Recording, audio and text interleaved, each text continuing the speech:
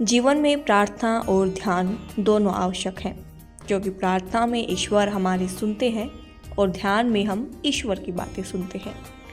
ध्यान एक मानसिक प्रक्रिया है जिसमें व्यक्ति अपने मन को एकाग्र करता है और बाहरी दुनिया से दूर होकर अपनी चेतना को जागरूक करता है, एक विशेष अवस्था में ले जाता है।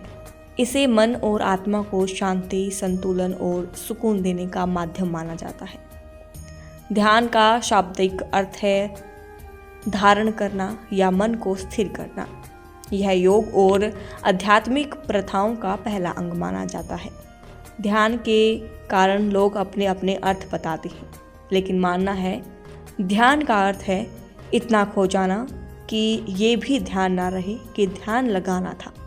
जब प्रभु भक्ति में मन इतना रम जाता है कि हम बस प्रभु के प्रतिमा को निहारते चले जाते हैं। ध्यान से रहिए और ध्यान में रहिए, दोनों ही उस क्षण को जी लेना ही ध्यान है जो आपको मिला है। एक क्लास में एक लड़का था जिसे हफ्ते में 3 या 4 बार चौक मारकर कहते थे, पढ़ लो, तुम्हारा ध्यान किधर है। लड़का हर बार कहता था, बस बाहर बैठा हूँ, तितली को देख रहा था। सबको लगता था मजाक में कर रहा है। उससे एक विद्यार्थी ने पूछ लिया कि तुम यह बदतमीजी क्यों करते हो, तितली देख रही हो, ऐसा झूठ क्यों बोलते हो। उसने कहा, भाई सच में मैं तितली ही देख रहा होता हूँ। मैथ से ज़्यादा मुझे बायो में इंटरेस्ट है और आज हुआ भी यही। वो दोस्त देश के एक सबसे बड़े संस्थान में वैज्ञानिक है। उसकी कहानी भी तो यही याद दिलाती है कि उसका ध्यान जहाँ रहता था, अंत में ध्यान उसने वहीं लगाया और मंजिल तक पहुँच गया। कि हर काम ध्यान से करके आप अपने बेहतर जीवन को बेहतरीन बना सकते हैं। लेकिन एक ध्यान और होता है जिसे जीवन में लाकर पूरी जिंदगी को बेहतरीन बनाया जा सकता है। ध्यान यानी मोटिवेशन।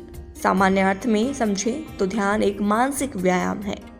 ध्यान का उद्देश्य अक्सर अपने नकारात्मक विचारों पर अंकुश लगाना भी होता है।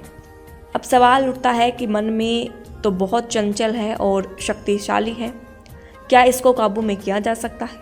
एक बार महर्षि वशिष्ठ ने उनके शिष्य से पूछा, दुनिया का सबसे कठिन काम क्या है? तब महर्षि वशिष्ठ ने जवाब दिया, संसार में सबसे कठिन काम है अपने मन को कंट्रोल करना।